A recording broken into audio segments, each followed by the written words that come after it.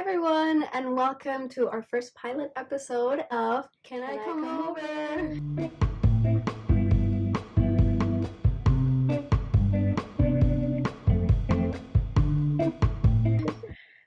So, welcome. My name is Renata. I'm Jovia. And I'm Nicole. And we're your three lovely hosts, just three girls in their 20s. Yes. That spend way too much time together, and we're just trying to figure this whole thing out. Yep. So, yeah, thank you guys for joining us. Thank you for tuning in. Hope you guys enjoy this episode and further episodes as well. Today we're going to be talking about first impressions and the general idea that we have about first impressions. But before that, do we want to talk about our current obsessions? Oh my god, Yes. I can't wait. Go ahead. It's this little segment that we want to do on every episode, just a quick little something that we've been recently obsessed with. For me, my obsession for this past week is this one artist called KLSR, I believe. I might be getting this wrong, but if that's the case, I'll make sure to put the ad down below. I've been listening to a lot of his music. It kind of reminds me, if any of you guys have watched the Oppenheimer movie, kind of like the vibe of the entire discography that Hans Zimmer put out for that. Really, really cool. I've been doing a lot of drawing and painting, and so it's been really getting me in the mood for that. That's so cool. Yeah.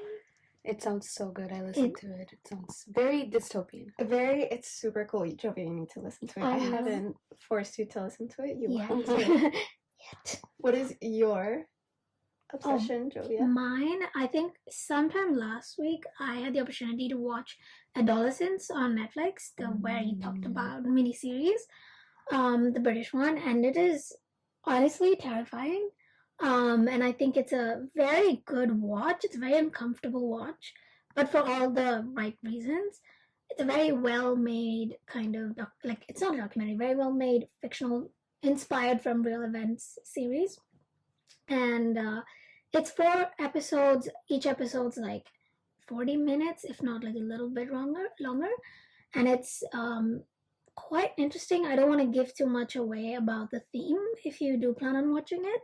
But the gist of it is that if you ever plan on having a child at any point in your life, or if you have a child in your life right now, as in younger siblings, cousins, or anyone who's a teenager in your life, this is something that's really important, I think, for everyone to watch and be aware of, because this is a whole other side of things that we don't realize, and it's kind of eye-opening and very terrifying at the same time. But stylistically speaking, a very well-made film with actually really insane music, and the more you hear about it, the more you kind of see the layers and everything. So it's a great watch, short one, but it haunts you. It has been haunting me, has not left my psyche in a week. So Nicole, what has been your week's obsession? So my current obsession is the app Finch. And we're all on it, and I highly recommend you guys to get on it as well, because it's just a cute little app that you can have your pet, what's it called, a burb, I think. Yeah. It's not a bird, it's a burb. It's a burb, not a bird. And you basically just track your daily goals and get on it every single day. You have a bunch of goals to achieve, and the more goals you achieve daily, the more rewards you get, and your burb keeps growing, and it also keeps getting micro pets, which I think is so cute. Yeah, those have been our current obsessions. We will Yes. link everything down below. If you're watching this on our YouTube channel, then you can see our beautiful faces over here, and we will have all the links down below. Otherwise, we will also link them in our Spotify description. yeah.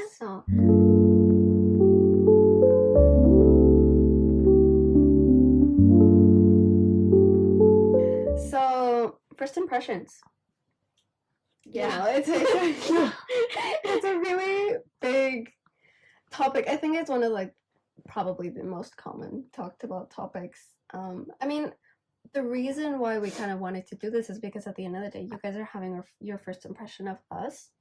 We want to have a good first impression, but I think there's a lot more that goes into it. There's this saying of, don't judge a book by its cover. Yeah. I think, to some extent, I'm going to be very honest. We've talked about this before, but sometimes you do have to make quick judgments. Yeah. Sometimes, people just kind of don't give you a vibe, and if it's their cover. It might not be the way that they're presenting or the way that they're dressing. It's just sometimes you don't get that vibe, man. And Yeah. Like, I'm a big believer of like gut instincts, because but again, like, it doesn't have to be anything specific, or like, it doesn't have to be, again, first impressions. You can be thinking about two things. You can be thinking about the more superficial Wayne things, and you can be thinking about like the way in which somebody talks, for example, can tell you a lot about like what they prioritize in their conversation and the way they're talking to you. Are they talking down to you, or are they like are they interrupting you? These things, I feel like, definitely you can take it into account for first impression, because you got to think like they're toning it down for first impression. yeah, exactly. And if that version is this, I don't know, is being a certain way, then you can only imagine. But I do agree that it's never most people deserve more chances, but it gets more complex when you think about it in a bigger perspective. But definitely the lesser vain things can be taken into account in first impressions, for sure. Yeah, and I think another factor that really adds to it is the way that people behave with their environment. Like, how are they with their close friends? How are they with staff, like people who work in the service sector, for example? How do they treat waiters?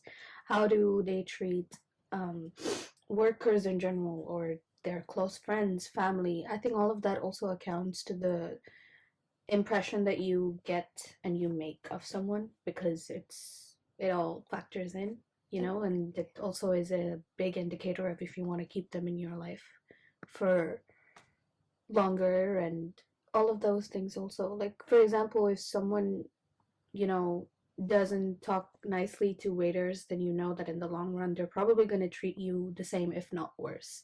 If they can so easily talk to some stranger like that, then what's stopping them from talking to the people that they're close to like that as well? So things like that as well. So and like when it comes to like service stuff, it's a matter of like, it's not even being nice, it's just being civil. Like, if somebody is bringing you your food, you have an issue with it, or like, you don't like the way it's in front of you, you can definitely be more, there are ways of talking about it, and then there's what is the usual, like what some people do, of like just being outright rude. And it also oftentimes when people are rude to service staff, it's a little bit of classism as well that you can tell. 100%. Oh my god, it definitely comes 100%. from that. And I mean, it's very disappointing when like you see something like that, because traits like that you can really tell. It won't even be the more, they won't be obvious about it, but then from the way they talk about it, or the way they like will single out somebody, or like the way they talk about other people also, if you're having a conversation and you're talking about a third person, the way in which this individual is referring to the third person, like how do they describe them? 100%. I think it depends a lot. I kind of want to go back to the whole thing of the way that you treat like service staff, anything of the sort, especially the first time that you might be meeting a person. It can be on a date, I don't know, maybe going to a restaurant or something of the sort, a business meeting, a first interview, things like that, and coffee shop, wherever it is. Being able to treat people with basic decency, ironically enough, is so hard nowadays for some people. I think they forget the person that's on the other side of the table that is taking your order, that is bringing you your coffee. They're people as well. They're people, and they're just here to do their job. They are literally just here to do their job. Sometimes they have a very rough day. You don't know what's going on in their lives. And there are, of course, different levels to this whole thing, because at the same time, you as a client or as somebody who's receiving a service, of course, deserve some level of respect. And I think that's fine, but respect does not mean superiority. You're not above this other person. They're not here to serve you for whatever it is that your needs and all that sort of thing. It depends a lot on the type of scenario that you find yourself in as well. And I think this whole idea of I think maybe that's one of, and there's a bit of a criticism here, that's one of the areas that I deeply, I hate is a very strong word, but deeply dislike about anything that has to do with the luxury field, because it creates this sense of superiority Yeah. and this like literal superiority complex that just kind of carries on to other areas. And people who are used to this or to that idolize these sort of companies, services, all that sort of thing, then expect it in every single other aspect and in every single other field. And we forget that, this is not just a product or a service that they're giving you. This is people. Yeah. People. Their effort and their time. Their effort, their goes time. into it. So another thing where how I think this is a little bit more nuanced is that it is often the difference between empathy and entitlement. It is very easy to walk into a room actually and treat people with kindness. It actually is very, very simple. Kindness is free. Free 99. And but at the same time, for some reason, it's a lot more easier for people to walk in with a sense of entitlement, where they feel like I have this last name, or I have this paycheck, or I have this bank account, or I am associated to this community. It could be anything. Because I am associated to this one thing, or because I am this one thing, people have to respect me. And like, it's not even respect, people have to be beneath me. And that's a very, again, classist mentality, but also a very, comes from a place of entitlement, comes from a place of like a very like centric perspective of like it's me and it's my world. Very centric perspective, and very, it's never nice to see people with that. And it's always definitely one of the first things you can notice with new people that you're meeting. I don't know, it's just, there's so many layers to it, but I mean, let's kind of move to a more lighthearted aspect of it, so to say. What do you guys, for you personally, kind of, what's something that you pick out the most or that you look for in a first impression? I think the way that someone carries themselves can tell a lot. Not necessarily in a bad or a good way. It's just about, you just kind of get an idea on how to approach that person, for example. Like, for instance, if I come across or I meet someone who is very confident, I know that I need to make sure that they're not being cocky. Rather, they're being confident. That there's a huge difference. But sometimes people can go overboard. And, I look for certain cues like that to tell me what kind of person that they're gonna be, or that they are. And, or like, if they are more reserved, then I know that I need to open up more and to make sure that they're comfortable. And so I think that's like something that I look for a lot when I meet someone, is how do people carry themselves. I think for me it's a lot with kind of similarly, kind of, to be very honest, just the effort that a person puts in. It's so easy to just ask questions about someone, and if for whatever it is, the different reasons that you might be in a circumstance or in a situation with somebody else, whether it's just, you're two friends that were kind of like mutual friends of someone and you were left by yourself while that person goes out, or you're meeting someone for the first time, the effort that the other person puts in getting to know you and talking to you and holding conversation, to me, tells a lot. And it also has to do with the way that they carry themselves, right? Am I being the only one that is actively asking questions? Am I being the only one that is trying to redirect the conversation? Am I just interrogating the person, or is the other person also putting in effort and being like, oh, this is nice, oh, this is this, oh, this is that? I think that's a really good indicator of a first impression. And it depends a lot. You never know what the circumstance is. But I think from that has been like the most unexpected, like pleasantly unexpected people that I have met, including the both of you guys. I was gonna say that I agree to disagree a little bit here, because this, like, the little bit of the way you described it is like extrovert versus introvert. Like, I wouldn't be like full-fledged in a conversation with someone that I just met, Yeah. because that is just not who I am as a person. And it's not a matter of, and again, I think context matters, obviously.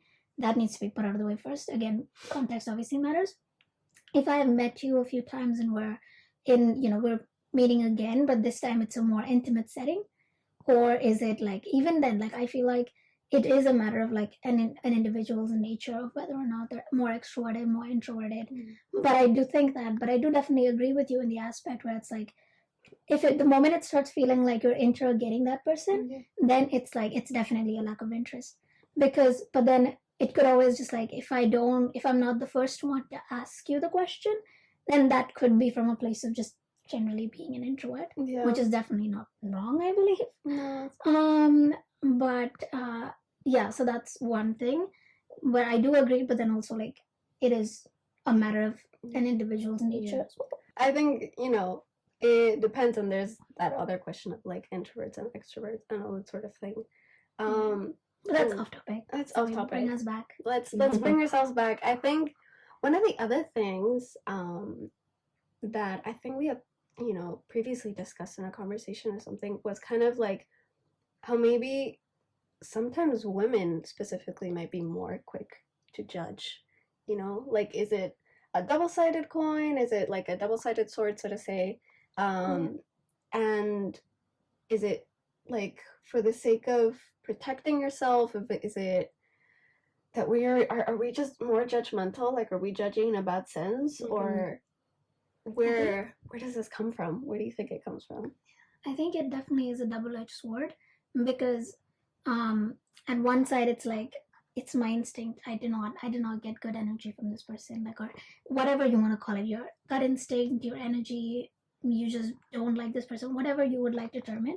When you have that first kind of like something that you catch off, like the first snap of it, that is one thing, versus like oftentimes it can be like, no, I was incredibly wrong, this person is super nice. Yeah. But then it definitely, the quick to judge thing comes from a sense of fight or flight. Yeah. It comes from fight or flight, because and I think also when it's with men, when we meet men for the first time, I feel like I personally make like really strong judgments very fast, because my fight or flight kicks in, and I'm like, I don't know if this man is being nice, or if he's being like, if he's being deceiving, or like, I don't know how to make a judgment. But also I'm like very extra cautious, and I'm like, I'm gonna stay away. I personally don't think that women are quick to judge. I think people in general are quick to judge. And I would even say that arguably men might sometimes be quicker to judge. Yeah, for sure. And I see it a lot in the way that, this is my personal experience. Again, we're all over here, the three of us, we're just talking from personal experience and from our point of view. But I've even seen no cultural anthropologists here. No cultural anthropologists. None of us. We're just girls obsessed with yapping. The psyche and yapping, so it's fine. But I've even noticed it with the guys or the men that I've come across, that from a 1-minute conversation with a person, a guy or a woman or someone older or younger, does not matter. Like, oh yeah, she was this, or oh yeah, he's that, and just like very quickly put them into a box when the conversation might have been about something extremely superficial, about nothing to do with the topic. They might have been talking about university project, or about something that's happening in the world, anything. But I've seen this quite a lot. I have also noticed that, actually. And I've noticed it, and it might just be my close circle of people. Whereas with girls, at least, I mean, I surround myself by people that kind of, I feel like, fill me and like contribute to not fulfill you. Yeah, fulfill me, not fill me. Fulfill me. And just, you surround yourself by people that you feel similarly to, or that you feel close to, or you feel some sort of connection. And it might just be that, but the girls that I surround myself with, every single time that they meet someone, and I've heard it from you guys as well, being like, oh, how was your conversation with, I don't know, Bob, whatever it was, John Doe. John Doe with Johnny Smith, and you guys will be like, "Oh, well, it was nice, but I don't think I talked enough to actually know him." Mm-hmm. And that is something that I hear so much from girls, whereas from guys, the majority of the time is, "Oh, he was this. Oh, she was that." Women are definitely more forgiving in that aspect, I think. Yeah. I also think like older men are more like quickly to judge, and women. I think it like age has like something to do with it. Definitely, both like I don't know if it's a generational thing or if it probably is, but like they're quick to like constrain someone that they meet for the first time into a certain category and be like, okay, that's my impression of them and I'm not gonna change that. Yeah. Whereas I think for our generation, we're more open to like noticing and like getting to know. Like we're like, okay, well, that was my impression, but I'm gonna just leave that in the back of my head the next time that I meet this person. Yeah, like you're not gonna, I feel like most of us don't let that first impression kind of like guide us. It will be there in the back of our head like a kind of like a background thought, but then we will still work to understand people better. But like straying a little bit and going back to what we were talking about earlier, I don't know if this is like just me, but a lot of times with like female friends, a lot of times I've noticed they, with like other guys, they will be like, oh, I always had a gut instinct about that person. Yeah. That is one thing though with women always. The judgment is there. We just kind of like keep it to ourselves and we make the calls inside of our head. It doesn't mean that we will label or put into a box. Because then it can, this whole conversation then seems a little bit like contradicting because we said one thing and the other. But I think it's those sort of judgments are made more quickly by women, but it's almost like kept to yourself, and it's almost like a little list that you have jotted down. Whereas, and then you pull it up with all the receipts. And it's a thing of like almost like an instinct or a gut that guides you then to follow through with whatever it is. Whereas with guys, I see it more frequently with immediate judgment, immediate putting into a box, and that is the only way that I'm going to see that person, and then that perspective will never change, or it will take like a very stubborn. But again, we're not saying that all men are like that. Obviously not. Personal. This is just patterns. Just an anecdote, and also I think maybe this is what like just a personal observation, that maybe the reason why women make these judgments about men, and I don't mean like men that we meet or like men that we actually get to know. Sometimes it's even a man that you see like in a metro or like in the airport, like the guy sitting next to you on the flight. How many times does that happen where like you walk into a flight and you're like, okay, I know this is going to be an uncomfortable one. Like, I don't want to be sitting next to this person. Like, you get that like instinct. It often comes from like our sense of fight or flight and how we will like pick up on small things. Like the way they look at you sometimes can be an indicator. The way they like talk, or like sometimes if they're under the influence of any substances, that's also like a telltale to just like fight or flight.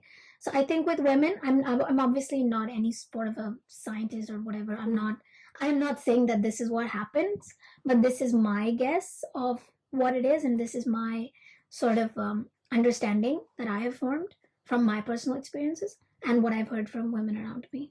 Yeah, for sure.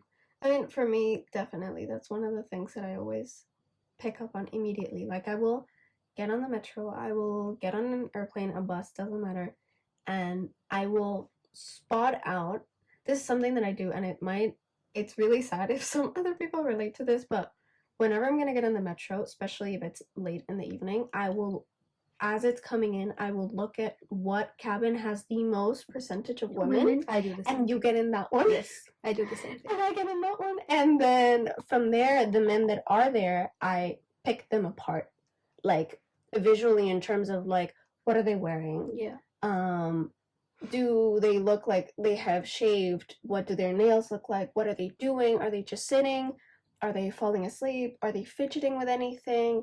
Do they look like they're on a call? Do they have anything of like they're on their way somewhere? They picked up something, they're coming out of work.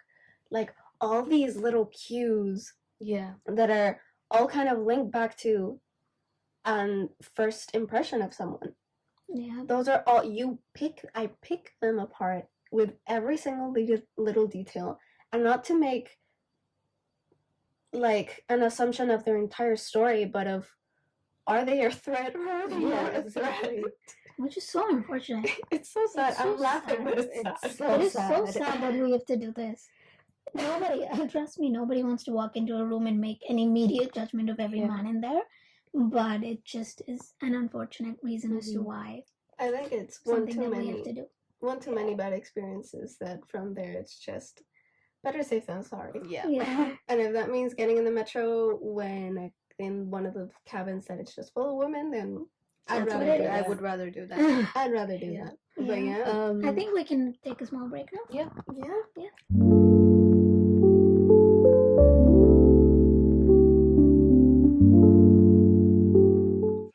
All right. And We're we're back. Hello. So a lot was said, Yes. but I say let's bring it back. What are our final thoughts on the saying, "Don't judge a book by its cover"? Having discussed everything that we discussed. Oh, I think it's a very complicated saying. Like, you can't really, obviously there's like right and wrong. Yeah. As well. I think it's a very great quote. There's like, of course, it's not a good thing to judge someone straight off the bat. But I also think that you can definitely tell so much about a person from the first impression that you get. So personally, I am very like half and half on that observation. Like, I'm like, like, I understand the saying and I agree with it to an extent, to the point where I'm not going to make assumptions about someone just based off of my first impression with them, off them, but I will definitely keep that first impression with me as I develop a friendship or any sort of relationship with that Yeah. person. So, yeah. Yeah, I more or less agree with you, but I definitely lean more towards not judging a person. Just like because I really do believe in giving people the benefit of the doubt. It might be an overtly optimistic perspective, but it is always better to regret that you were nicer than to regret that you were a horrible person. Yeah. So if I regret that, oh my god, I gave this person too much of a chance that they didn't deserve, I would still be okay with it. Like, it would be hurtful, obviously, but I would be okay with it. Versus if I were to find out that, oh my god, I was completely off the mark and I was completely being judgmental and looking at it from a very bird's eye or like very fisheye perspective, then I would definitely feel worse. So because of that, I think I definitely do lean towards not judging someone by the first impression or the first appearance. But like everything we've said so far, there are definitely a few things that do stand true of the first impression, or do stand true, or like certain indicators, and like gut instincts, things like that, whatever you would like to call it. I do think those things factor in as well, but overtly, yeah, I do lean towards not judging someone right off the bat. For me, I think I'm like a little bit the complete opposite of Jovia. I say judge a book by its cover, but never forget to read the blurb, because Damn. She quoted it. God damn. Per.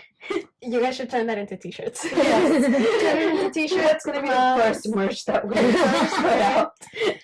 Judge a book by its cover, but don't forget to read the blurb.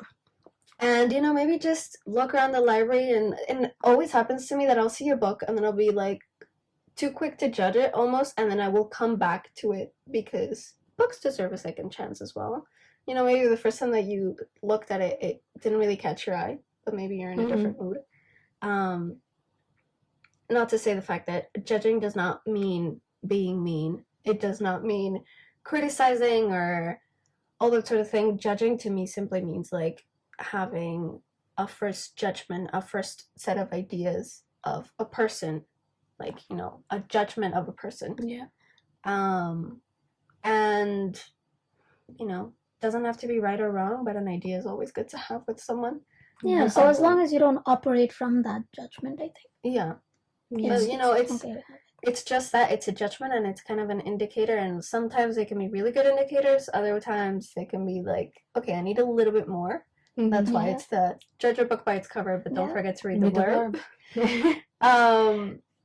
And, again, kindness is always free. Yeah. Yeah. I think what Jovia said is, probably the best that it could have been said. Where it's much better to regret being kind than to regret having been a horrible person. And yeah, I think that's about mostly it for today. that's first mostly impressions. it for today. Yeah. Let us know your first impressions of us.